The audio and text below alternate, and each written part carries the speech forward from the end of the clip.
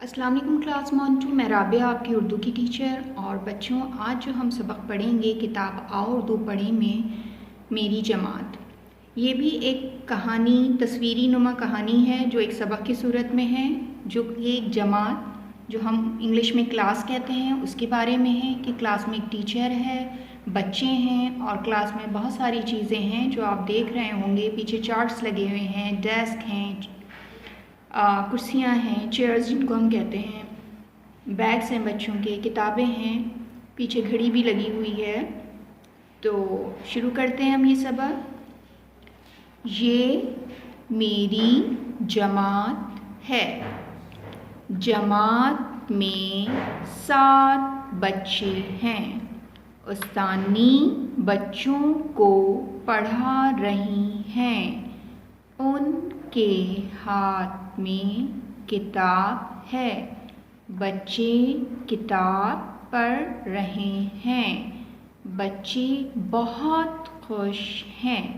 ठीक है बच्चों, ये जो सबक हमने पढ़ा है इसमें बहुत सारे अल्फाज हमारे पहले से पढ़े हुए और याद हुए हुए हैं। यहाँ एक लफ्ज़ उस्तानी है। उर्दू में हम टीचर को उस्तानी कहते हैं। ठीक है, टीचर इंग्लिश में कहते हैं और उस्तानी उर्दू में कहते हैं। मुअन्नस लफ्ज़ है और उर्दू में इसका मुज़क्कर उस्ताद है। ठीक है, दोबारा से इस किताब सबक को हम एक दफ़ा फिर पढ़ते हैं।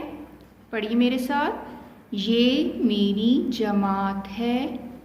जमात में 7 बच्चे हैं। उस्तानी बच्चों को पढ़ा रही हैं। उनके हाथ में किताब है। बच्चे किताब पढ़ रहे हैं। बच्चे बहुत खुश हैं। तो बच्चों, आपको ये सबक घर में पढ़ना है।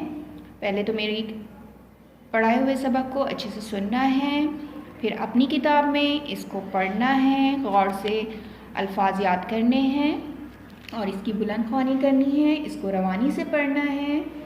और ये सबक हमारे पास सफ़ा नंबर 87 पे मौजूद है। ठीक है, मेरी नेक्स्ट वीडियो तक अपना बहुत ख्याल रखिएगा। फिर मिलते हैं। अल्लाह हाफ़िज़।